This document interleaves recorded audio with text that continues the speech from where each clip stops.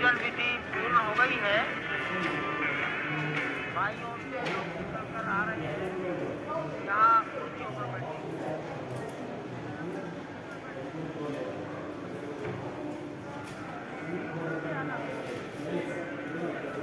उधर से प्रवेश कर जाइए, सामने रास्ता।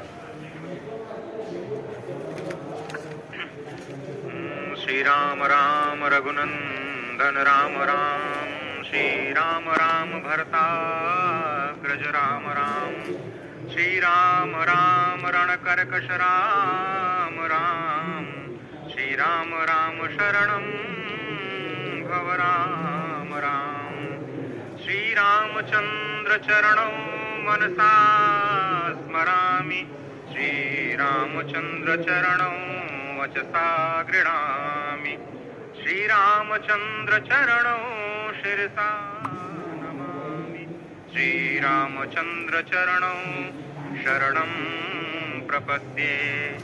माता रामो मत्पिता रामचंद्रः, स्वामी रामो मत्सखा रामचंद्रः, सर्वस्वं मे रामचंद्रो दयालुर्नान्यं जाने नैव जाने न जाने। लोकाभिरामं रणरङ्गधीरं